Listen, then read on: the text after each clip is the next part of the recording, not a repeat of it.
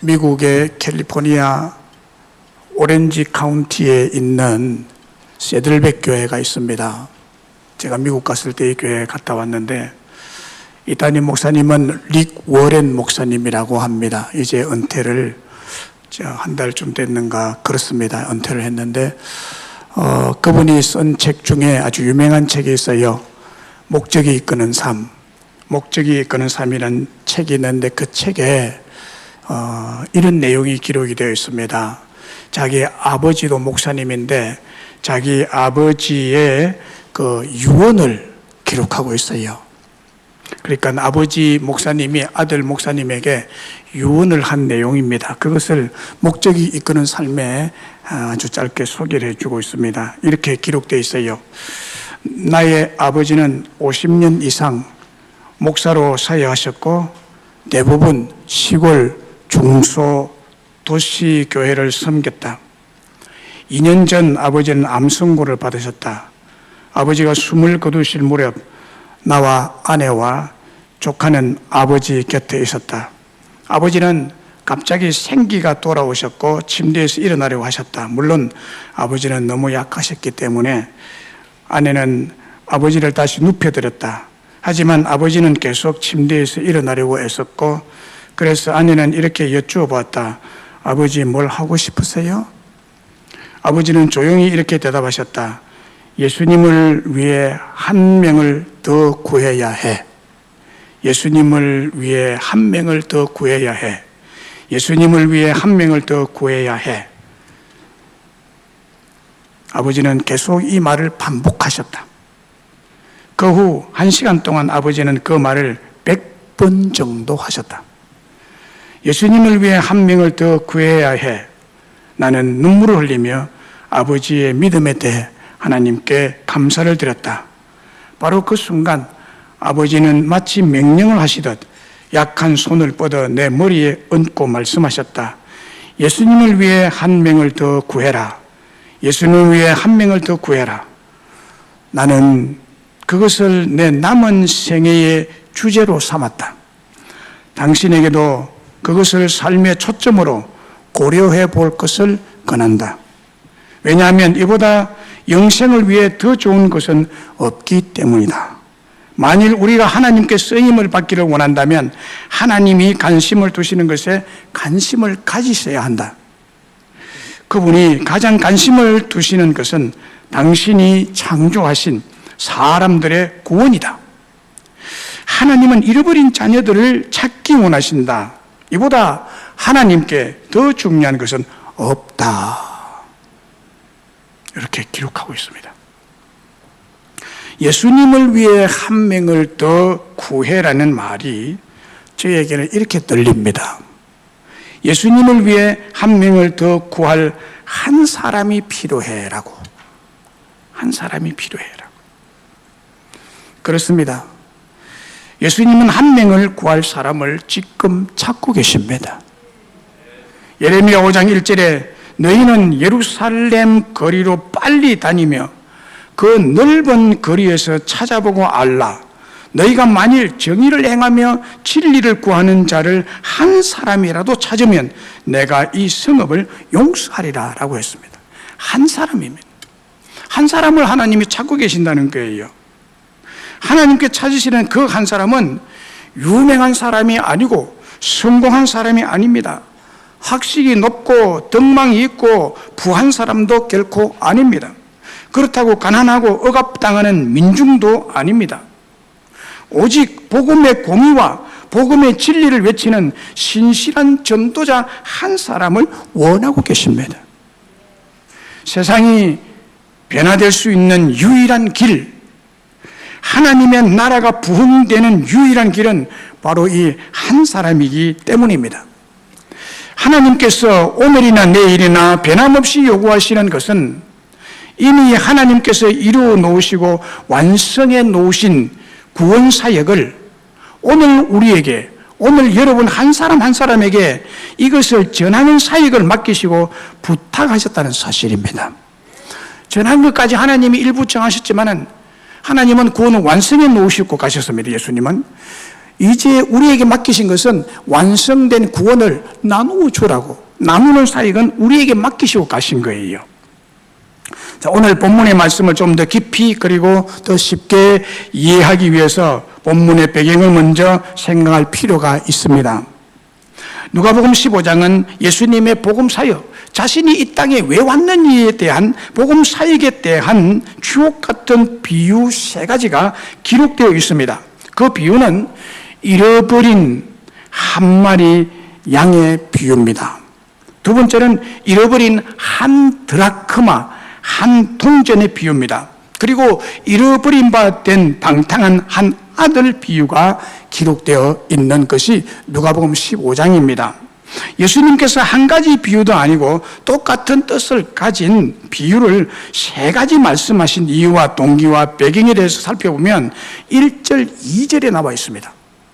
왜 똑같은 뜻을 가진 비유를 3번이나 반복해서 이렇게 말씀하고 있느냐? 그것은 1절, 2절이 그 원인입니다. 그것을 설명하기 위해서 말씀하고 있습니다. 1절, 2절이 어떻게 기록되어 있습니까? 모든 세리와 죄인들이 말씀을 들으러 가까이 나오니 바리새인과 서기관들이 수군거려 이르되 이 사람이 죄인을 영접하고 음식을 같이 먹는다 하더라 라고 했습니다. 이 말에 대한, 이 수군거림에 대한 답을 예수님이 하신 것이 이 3가지 비유입니다. 여기에 답을 준 거죠. 예수님의 복음 사역을 바리새인과 서기관들이 수군거리면서 원망을 하고 있습니다. 그리고 비난하고 배척하고 있습니다. 바리새인과 서기관들은 언제나 예수님의 복음 사역에 대해서 수군거렸습니다. 그리고 원망을 하고 비난을 하고 배척을 하고 싫어하고 네가 그래가지고 메시아라고 지금 떠들고 다니느냐, 이 거짓이야, 이거는 거짓말이야 라고 이렇게 정죄하고 그랬죠. 왜냐하면 그들은요 모세의 율법을 엄격하게 지키고 선택받은 자들이라는 것을 큰 자부심과 자랑으로 여기기 때문에 세리와 죄인들을 용납할 수 있는 은혜가 전혀 없었기 때문입니다. 바리새인들은 세리와 같은 죄인들과는 일체의 금전거래, 상거래, 교제하는 것, 여행 중에 동행하는 것, 음식을 같이 먹는 것, 그들의 손님이 되는 것, 그들을 손님으로 영접하는 것 등등을 엄격히 금지되어 있었던 것입니다. 바리새인들에게 있어서 일상생활은 세리와 죄인들을 피하는 것이 중요한 목표로 되어 있습니다. 예수님에 대해서도 바리새인의 깊이 인물인 세리와 죄인들을 가까이 하고 있었기 때문에 같은 사람이라고 생각해서 사사건건 수군거리고 비난하고 정죄했습니다. 엄격한 율법주의자들인 바리새인들은 죄인 중에 한 사람이 회개하면 하늘의 기쁨이 된다고는 말하지 않았습니다. 오히려 죄인이 벌받아 멸망하는 것을 기뻐하는 자들이 바리새인들이었습니다. 바리새인들은 죄인들의 구원보다도 그들의 멸망을 더 바라고 그들이 멸망받는 것을 보고 고소하게 생각했던 자들입니다. 이런 양인 죄인들을 무가치하게 생각한 사람들입니다.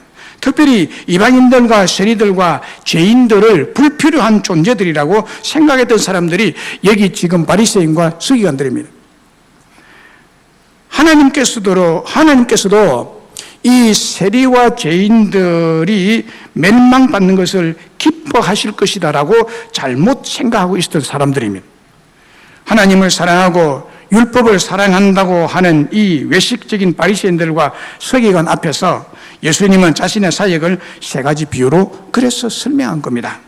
오늘 그 3가지 비유 중에 첫 번째 비유인 한 마리 잃은 양의 비유에 대해서 그 말씀의 뜻을 생각함으로 오늘 은혜를 나누고자 합니다. 오늘 본문에서 목자이신 예수님께서 99마리 양을 들여두고 잃은 양 하나를 찾아 나서는 이유가 무엇일까요? 왜 잃어버린 양 한 마리를 찾고 찾으러 갔을까요? 99분의 1을 찾기 위해서 갔을까요? 그것은 예수님은 한 사람을 가장 귀히 여기시기 때문입니다. 한 사람을.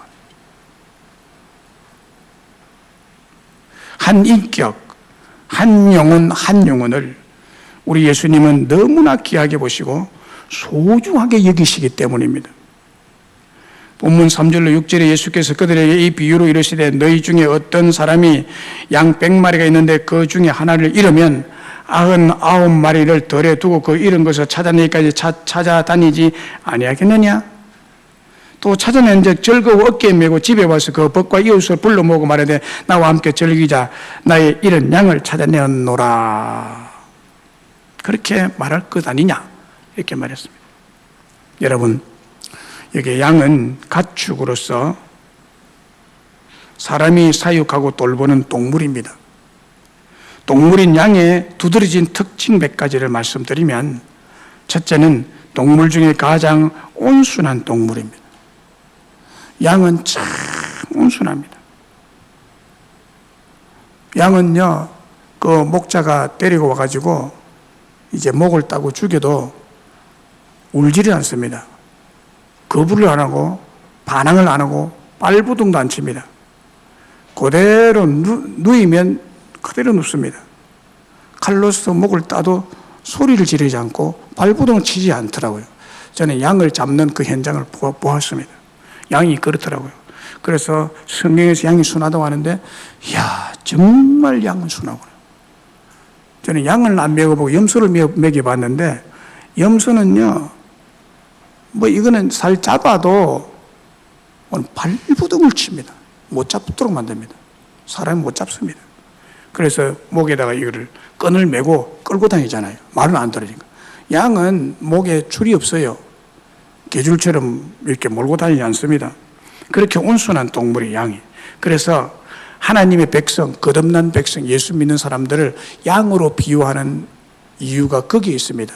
예수 믿는 사람은 참 온순하다, 착하다. 그 뜻이죠. 그 다음에 둘째는 공격무기인 튼튼한 뿔도 없고 예리한 발톱도 없고 이빨도 약하고 해서 전혀 공격을 할 수 없는 동물이기 때문에 다른 동물이나 사람을 향하여 공격을 가하지 않는 동물이 양입니다. 절대로 다른 사람 공격 안 해. 다른 동물을 공격할 줄 몰라요. 셋째는 공격할 줄 모를 뿐만 아니라 자기 방어 능력도 없는 동물입니다. 자기 방어 능력도 없어요. 그래서 싸나운 동물의 공격을 당하면 고스란히 당하고 맙니다. 넷째는 지각이 무디고 아주 감각이 무디고 고집이 센 것이 특징입니다. 그래서 이 양은 목자가 없으면 유리방황하고 길을 잘 잃어버립니다. 개나 고양이는 자기 집을 잘 찾아갈 줄 아는 지각이 있는데 양은 자기 집을 찾아갈 수가 없습니다. 눈도 멀고 보지 못하고 눈앞에 보이는 풀만 뜯으면서 풀 따라가다가 길을 놓치고 마는 경우가 허다합니다. 그래서 목자가 이걸 잘 이렇게 컨트롤을 해줘야 되는 것입니다. 지각이 무딘 동물이기 때문에 좌우 분별력이 거의 없습니다. 그래서 부주의하게 되고 그러다가 결국 길을 잃고 말고 맹수에게 잡혀 먹기가 일쑤입니다. 그러므로 양에게 있어서는 목자가 절대적으로 필요한 존재죠. 그 목자가 양을 인도하고 보호하고 사육을 하고 초장과 물과 휴식처를 제공해 주어야 하고 때마다 틀을 깎아 주어야만 합니다. 성경에 양은 성도를 비유하고 이 양을 이렇게 인도하고 양육하는 자는 목자인데 그 목자는 예수님을 비유합니다. 여기 본문에 한 마리 잃은 양이 나오는데 이 한 마리 잃은 양은 무엇을 의미할까요? 한 마리 잃은 양은 왜 잃어버린 양이 됐을까요? 무엇을 의미할까요? 세 가지 의미가 있습니다. 첫째는 전에는 양 100마리의 우리 안에 있었으나 지금은 이 우리 밖으로 튀쳐 나가 있는 양을 의미합니다. 양 우리를 튀쳐 나간 양. 그게 잃어버린 양입니다. 마치 아버지 집을 튀쳐나간 당자처럼 좌우 분간을 못함으로 낙심 중에 있거나 시험 중에 있는 양을 의미합니다. 그래서 잃어버린 양이라고 해요. 둘째 의미는 같은 우리 안에 있기는 하나 한 목자의 인도와 보호를 따르지 않고 의심하고 방황하고 멀리하는 양을 의미합니다. 마치 집안에 있었던 맏아들 당자를 의미합니다.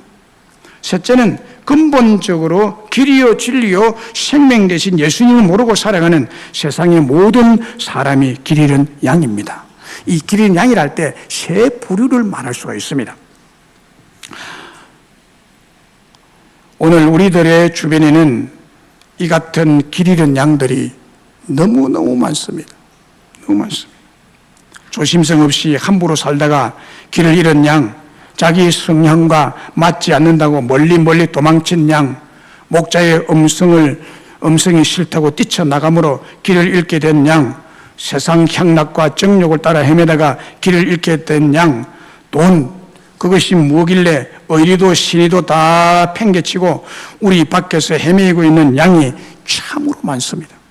그런데 우리 예수님은 길 잃은 한 마리 양의 그 비참한 모습을 외면하지 않으신다고 하십니다.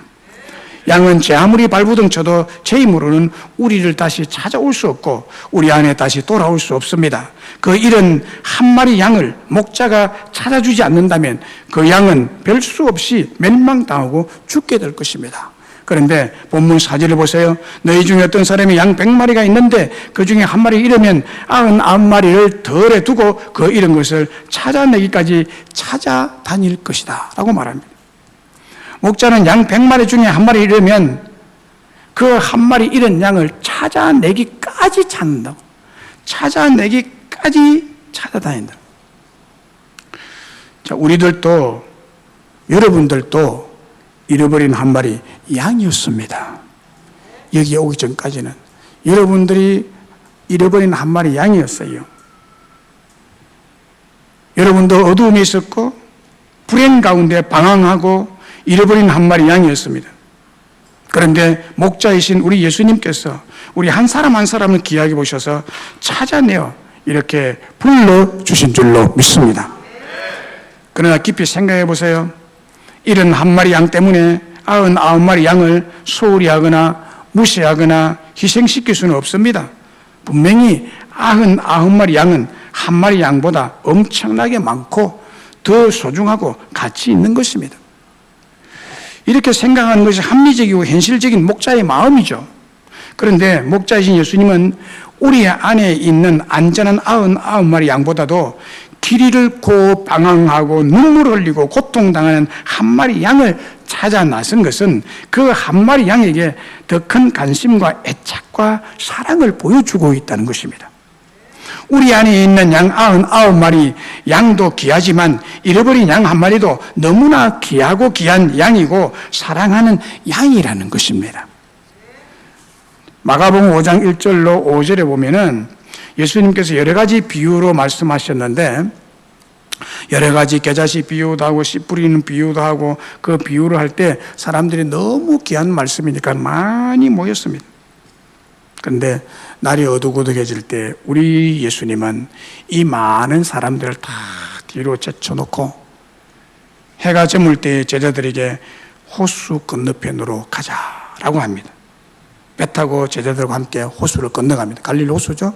갈릴리 호수 건너편으로 갑니다. 그런데 예수님과 함께 12 제자가 배를 타고 건너가는데 갑자기 큰 광풍을 만나게 됩니다. 그래서 건너편으로 건너갈 수 없게 되었습니다. 얼마나 강풍이 부는지요. 못 건너가도록 강풍이 방해하는 것 같아요. 물길이 부딪혀서 물이 배에 들어와서 배가 가라앉을 정도로 위험에 처했을 때 제자들이 죽게 되었다고 주무시는 예수님을 깨웠을 때 우리 예수님께서 바람과 강풍을 꾸짖어서 잔잔케 해가지고 무사히 호수 건너편으로 건너갑니다. 그리고 예수님께서 건너간 곳, 목적이 있어서 건너갔죠. 건너간 곳이 이방 지역인 그라사인의 마을이었습니다. 예수님께서 그곳을 찾아가신 이유는 바로 그 한 사람, 광인, 미친 사람 한 사람 만나기 위해서 찾아갔습니다.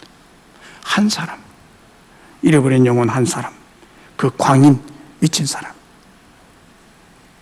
그 광인은 더러운 귀신 들린 사람으로 밤낮 공동묘지 무덤 사이에서 생활하며 사는데 이제는 아무도 그를 쇠사슬로도 맬 수 없고 여러분 고랑과 쇠사슬을 메어놨어도 그것을 끊어버리는 이 엄청난 힘을 가진 그런 사람이었습니다. 그 사람이 힘이 있는 것이 아니라 그에게 이렇게 침입해 있는 악한 사탄의 힘이죠. 그래서 그 힘으로 또 외부의 사람이 그를 아무도 제어할 힘이 없었습니다. 그래서 모든 사람이 그를 손가락질하고 버림받고 외면당하고 살아가는 불쌍한 사람이었습니다. 밤낮 무덤 사이에서 산에서나 괴성을 지릅니다. 커서 괴성을 지르고 돌로 자기 몸을 찍어서 해치고 마치 짐승처럼 살고 있었습니다. 그런데 예수님은 바로 그 보잘것없고 그 가치 없고 그 죽어마땅한 버려도 시원찮은 광인 그 한 사람을 만나려 호수의 강풍을 헤치고 그 위험을 제거하며 만나러 오신 것입니다. 왜냐하면 우리 예수님께서 보실 때 그 한 영혼이 너무 소중하고 너무 귀하기 때문이었습니다. 선물의 가치가 포장이 아니라 내용이듯이 한 사람의 가치는 그 겉모습, 얼굴 생김새, 외모, 지위, 가진 물질이 아니라 하나님의 형상으로 지음받은 영혼에 있는 줄로 믿습니다. 우리 예수님은 아무런 가치도 없어 보이는 그라사의 광인의 그 영혼을 뜨겁게 사랑하셨고 뜨거운 가슴으로 보듬기 위해서 그가 그곳으로 찾아가신 것입니다. 그래서 수많은 군중들을 뒤로하고 그 광인을 만나러 가신 것입니다. 그리고 묻기를 네 이름이 무엇이냐라고 물었습니다. 그때 이 사람이 내 이름은 군대니 우리가 많음이니이다 라고 귀신이 말했습니다. 그 사람은 군대 귀신, 즉 수많은 귀신에게 사로잡혀서 그 영혼이 완전히 파괴가 되어 있었습니다. 오늘날도 이런 그 심성이 파괴된 사람들이 참 많이 사는 것 같아요. 우리 주변에요. 그 광인 같은 사람, 미친 사람 같은 사람. 이 사람이 바로 잃어버린 한 영혼이었습니다. 예수님에게는 귀신에게 고스란히 당한 잃어버린 어린 양 한 마리였습니다. 예수님께서 그에게 이르시되 더러운 귀신아 그 사람에게서 나오라 라고 선포했습니다. 그랬더니 그 더러운 귀신들이 나와서 돼지에게로 들어갔습니다. 돼지에게로 들어갔습니다. 한 귀신이 돼지 한 마리 속에 들어갔습니다. 그런데 거기에 돼지떼가 얼마나 있었는가 하면 돼지떼가 약 2,000마리 있었습니다. 2,000마리나 되는 돼지떼가 2,000마리의 귀신이 그 사람 속에 들었던 귀신이 2,000마리 돼지떼 속에 한 마리씩 들어갔습니다. 그래서 귀신 한 마리가 들어가니까 돼지들이 발광이 되고 미쳐버렸습니다. 광돈이 됐습니다. 광인에서 광돈이 됐습니다. 그래서 돼지가 귀신 들려가지고 미쳐버리니까 이 돼지가 정신을 못 차리고 어디로 뛰어들면 호숫가로 뛰어들어가서 전부 몰살당했습니다. 예수님은 2,000마리의 돼지떼를 죽이시고 그 한 사람의 영혼을 귀하게 여기시고 그 영혼과 정신의 건강을 회복시켜 주셨습니다. 요즘 시세로 돼지 한 마리 가격을 약 40만 원에서 50만 원 정도 나갑니다. 돼지 한 마리. 큰 돼지 한 마리 40만 원에서 50만 원. 그러면 2,000마리 가격이 뭡니까? 곱하기 40에서 50 하면 되면 8억에서 10억 가까이 돈입니다. 돈으로 따지면 그래요. 이건 현실적인 문제예요. 여러분, 우리 예수님은요, 잃어버린 한 사람의 그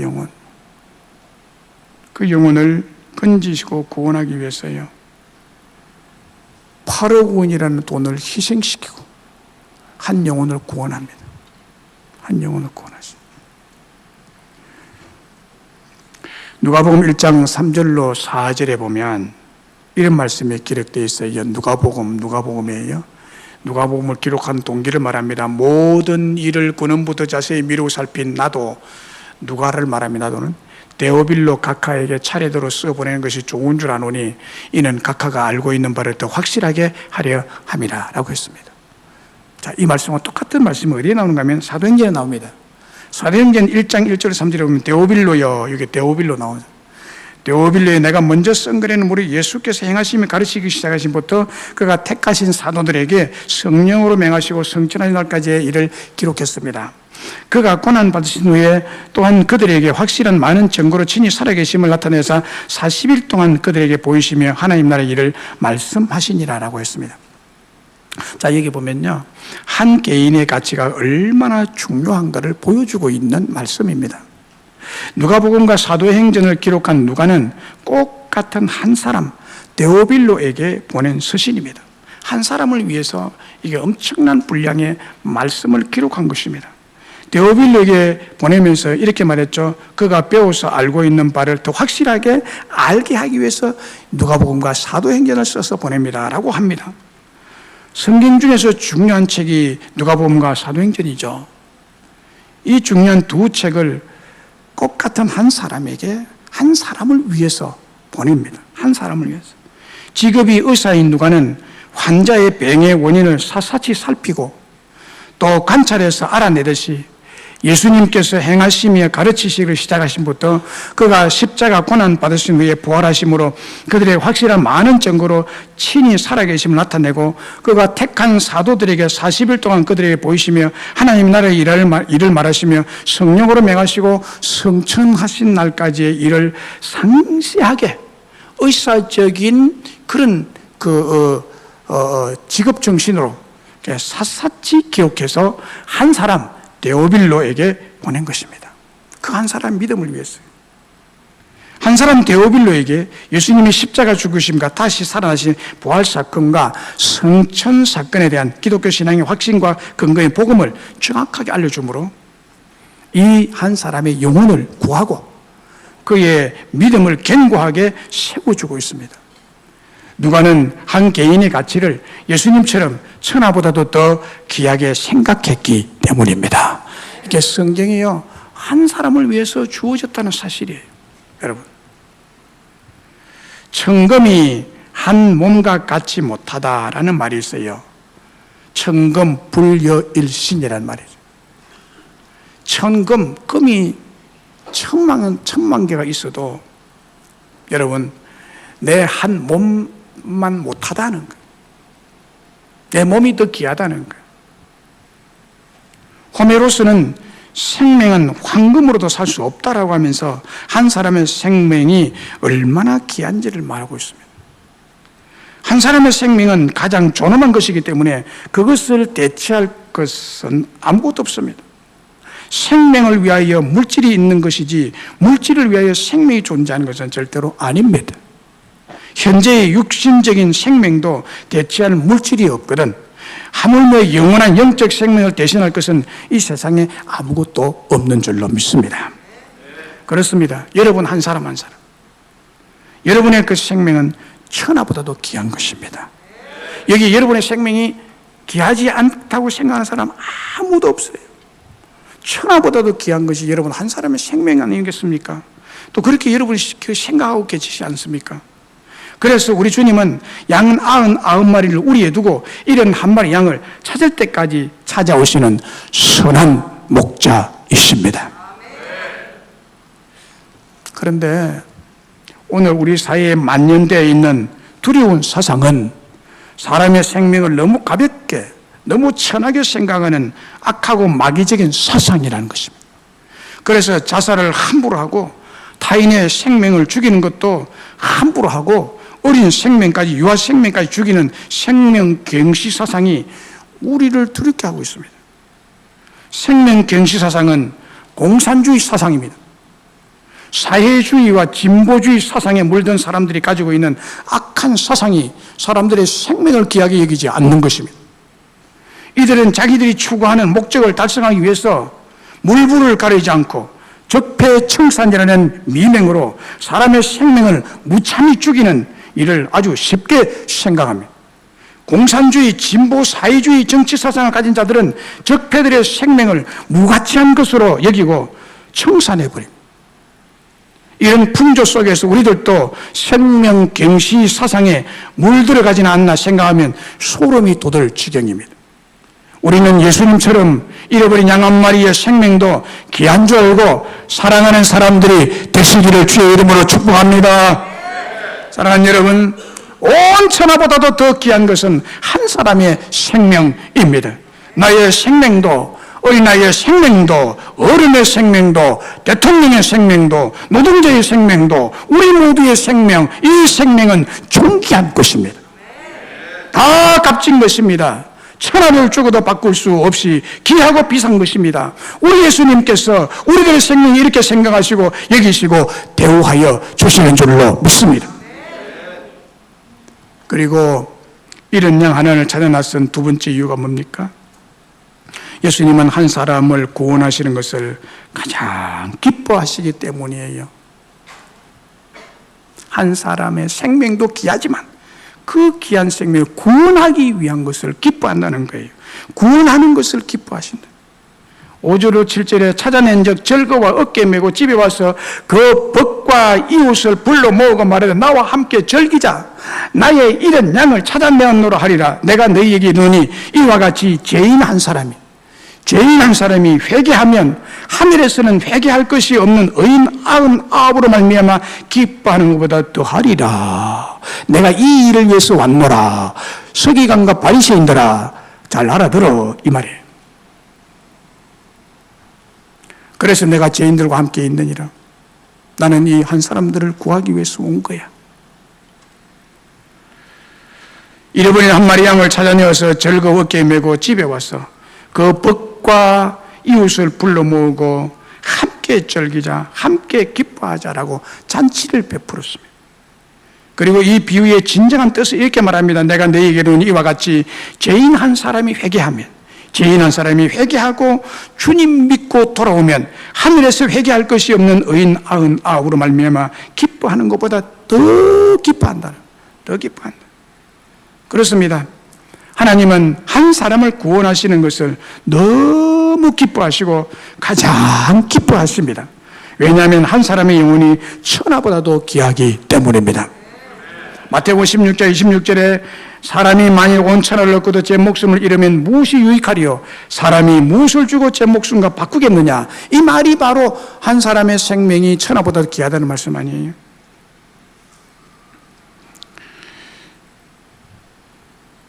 한 사람의 목숨 이러면 아무 소용, 여러분이 뭐 죽으면 아무 소용이 없잖아요. 그 얘기예요.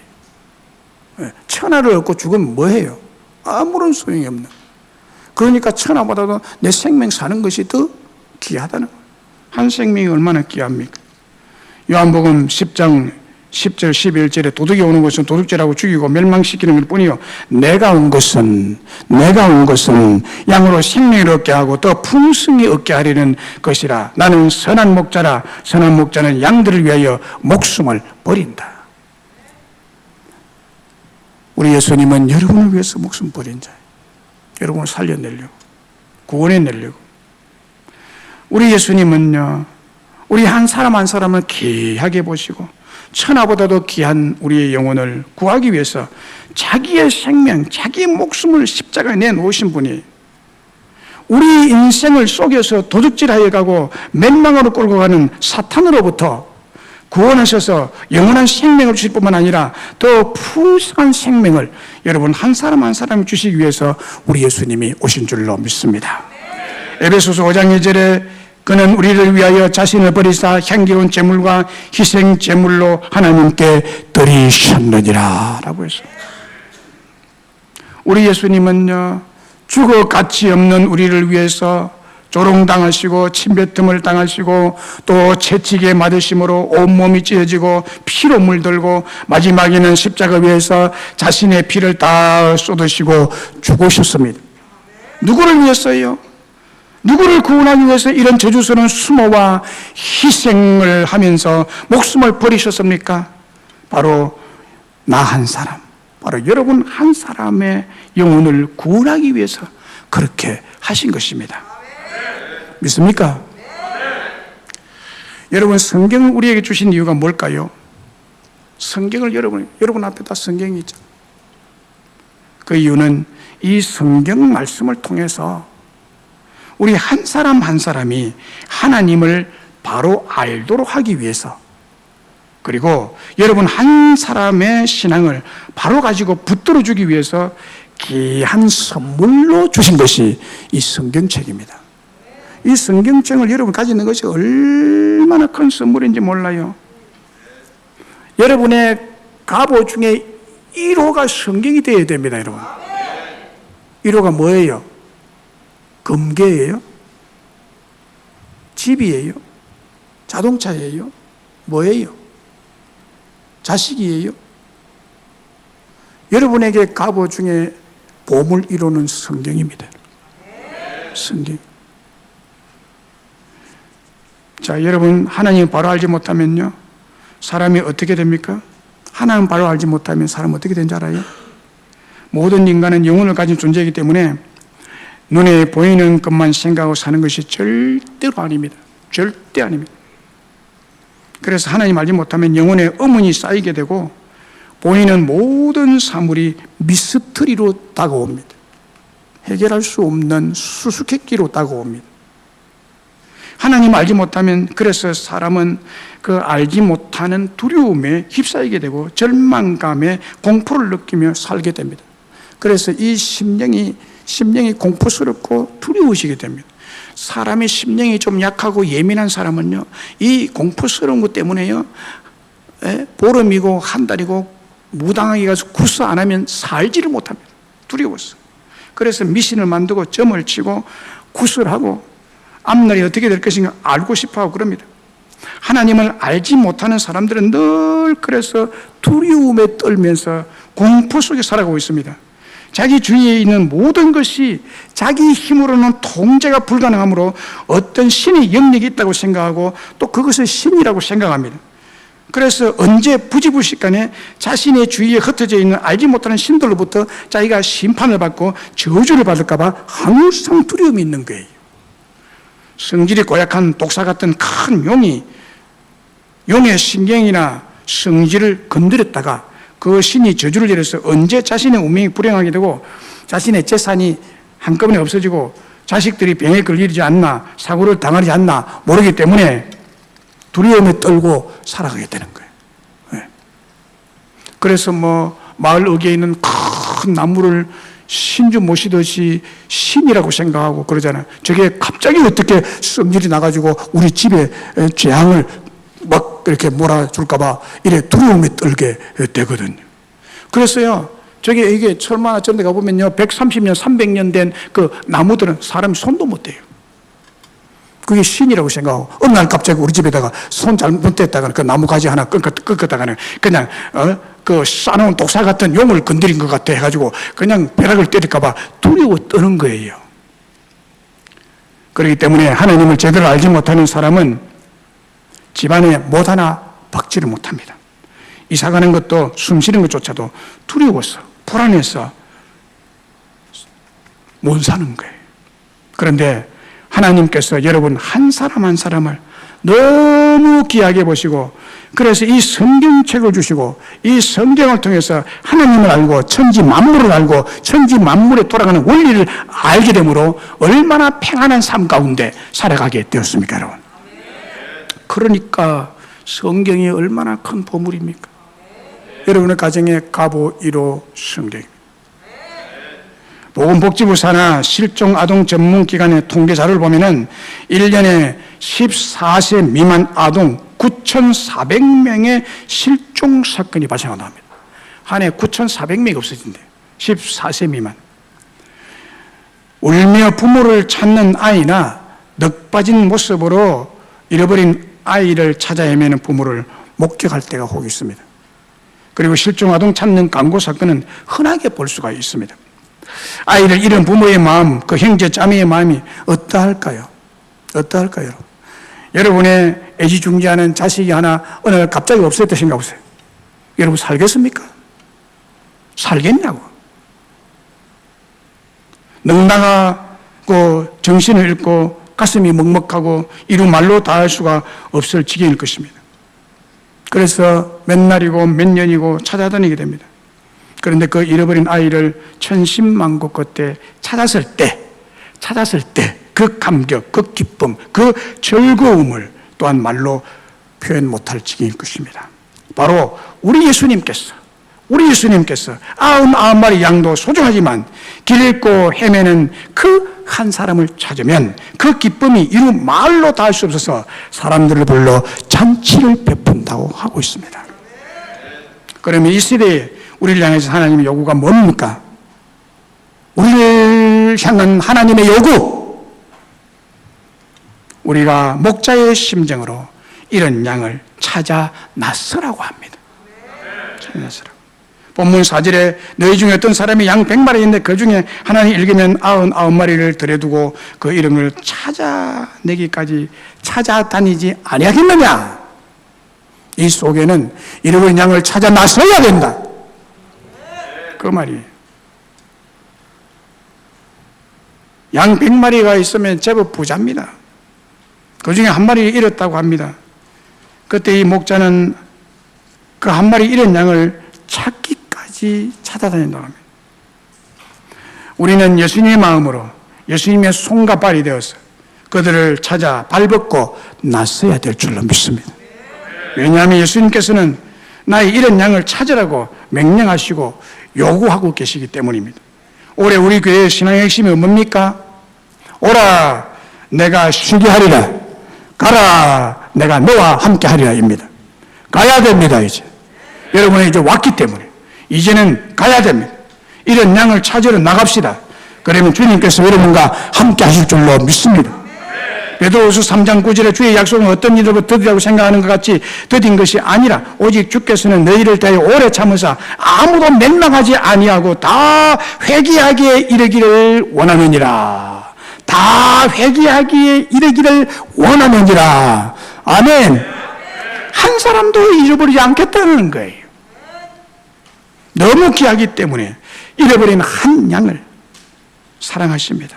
이런 양이 우리 주변에 너무나 많습니다. 우리 모두 찾아 나서야 합니다. 가라고 하십니다. 그러면 내가 너와 함께 할 것이라고 말합니다. 오직 주님께서는 이런 양을 향하여 오래 참으사 아무도 멸망하지 아니하고 다 회개하게 이르기를 원하신다고 합니다.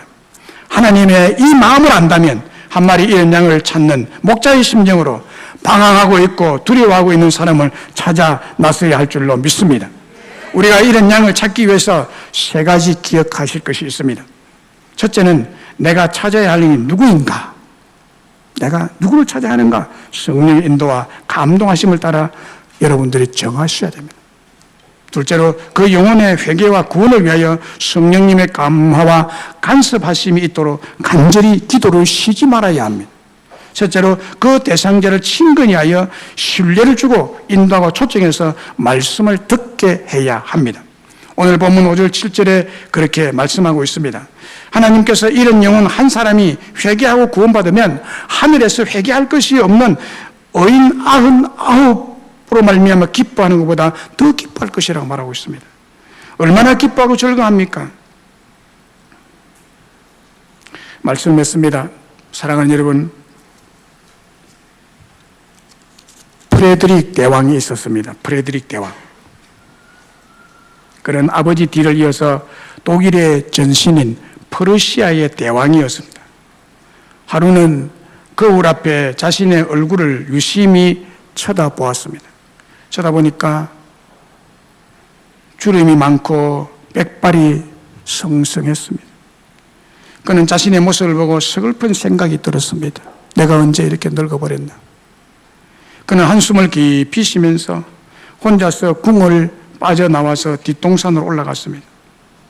뒷동산으로 올라가니까 작년에 핀 장미꽃은 금년에도 너무너무 청순하게 아름답게 깨끗하게 피어 있었고, 작년에 날던 나비는 어디서 왔는지 또 찾아와서 자기를 아주 젊음을 유지하면서 찾아와서 반겨줍니다.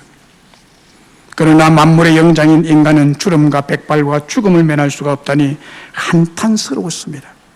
그는 거리로 또다시 나왔습니다. 길거리에서는 5명의 아이들이 놀고 있었습니다. 그는 호주머니에서 은하 한 푼을 꺼내들고 이것은 어느 나라의 것이지라고 그 아이들을 향하여 물었습니다. 그랬더니 한 아이가 그것은 강물나라의 것입니다. 철로서 만들어 놓으니 강물나라의 것입니다라고 대답했습니다. 하도 기특해서 그 돈을 대답한 그 아이에게 주었습니다. 대왕은 호주머니에서 귤을 꺼내서 이것은 어느 나라에 속한 것이냐고 물었더니 어떤 아이가 그것은 식물나라에 속한 것입니다 라고 대답했습니다. 그리고는 이 대왕이 자신을 가리키면서 나는 어느 나라에 속한 사람이냐라고 물었습니다. 이때 한 아이가 얼른 대답하기를 선생님은 하늘나라에 속했습니다 라고 대답했습니다. 천진난만한 아이가 당신은 대왕은 하늘나라에 속한 사람입니다 말해줬어요. 그런데 정작 프레드릭 대왕은 자신이 하늘나라에 속했는지 그것을 알지 못하고 있었습니다. 그렇습니다. 오늘 많은 사람들이 자신이 어디에 속했는지 모르고 살아가고 있습니다. 여러분 어디에 속했습니까? 강물나라, 동물나라에 속한 사람들입니까? 하늘나라에 속했습니까? 하늘나라에 속았습니까? 아멘. 인간의 비극이 바로 여기 있습니다. 이것을 알아야 됩니다. 하나님은 한 사람의 영혼을 귀하게 여깁니다. 한 사람의 영혼을 구원하시는 것을 가장 기뻐하십니다. 그러므로 하나님께서 이런 영혼 한 사람을 찾아 나서는 그 한 사람을 애타게 찾고 계십니다. 이런 내 영을 찾을 사람이 누구냐? 이런 내 양을 찾을 사람이 누구냐? 하나님은 그 한 사람을 애타게 찾고 계신다고. 복음을 전하는 그 한 사람, 그 신실한 한 사람을 찾고 계십니다. 누가 그 이런 양 한 마리를 찾아올고 하실 때 여러분, 내가 여기 있나이다 나를 보내소서라고 나서는 그 한 사람이 바로 여러분 되시기를 간절히 바랍니다. 우리 집안에 이런 양은 없습니까? 우리 이웃에 이런 양은 없습니까? 그들은 우리의 손을 통해서, 우리의 입술을 통해서 간절히 찾기를 원하시는 하나님의 이런 양들입니다. 그들은 방황하고 있습니다. 두려워하고 떨고 있습니다. 왜냐하면 지옥의 심판과 저주가 두렵기 때문입니다. 그들은 구원을 받아야 할 자들입니다. 하나님은 그들을 우리에게 맡겨주신 줄로 믿습니다. 우리가 아니면 그들에게 복음을 전할 사람이 없습니다. 하나님은 한 사람을 찾으십니다.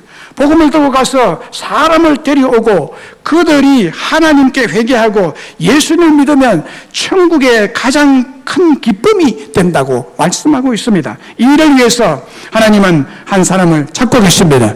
주여 내가 여기 있나이다 나를 보내소서 결단하고 응답하는 여러분 되시기를 주의 이름으로 축원합니다.